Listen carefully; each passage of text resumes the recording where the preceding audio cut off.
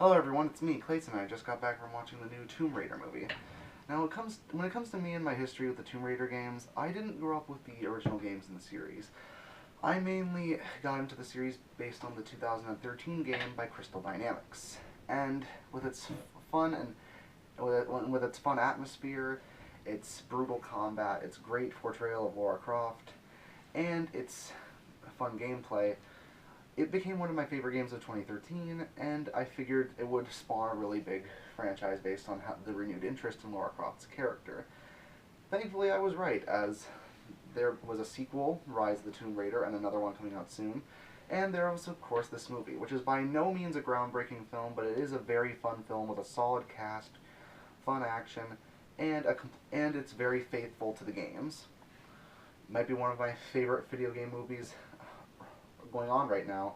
If it's not really one of the best, but it is one of my favorites. But let's get to the story, shall we? The story is of Lara Croft, played by Alicia Vikander, who is a reluctant heiress to the Croft family fortune. She is trying to discover the cause of her father's disappearance, and she finds that his last known location was at an island in the Japanese coast. It turns out she decides to try and head to that island to try and find her father and find what he was looking for, while also being with a drunken ship captain played by Daniel Wu. The story takes elements from the first game, as well as a couple from the second game, and while I won't spoil the plot here, I will say that it's by no means groundbreaking. It's a typical adventure story of its type, but it gets the job done. That's sort of how I felt about the first game's story too, because the first game's story clearly modeled itself based on adventurous blockbuster movies, and this one's basically the same way. So I didn't mind the plot at all. As far as the acting is concerned, Alicia Vikander does a really good job as Lara Croft, balancing her rebellious nature along with her more naive persona. Considering that this is her first real adventure, it totally makes sense, just like the game. Other characters, including Daniel Wu's Lu Ren, are rather charming. Walton Goggins' villain is a little bit generic, but Walton does as good as he can with the role, and he does a great job as usual. And Dominic West does a really good job in the bits that we see of Laura's father. It's overall a very well done cast. The action scenes are very exciting. A lot of them are either lifted directly from the game or are very similar to the ones done in the games, but it is really cool to see a lot of these action scenes and near-death situations on the big screen.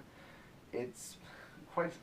Even if the visual effects aren't always 100%, most of them are pretty solid, all things considered.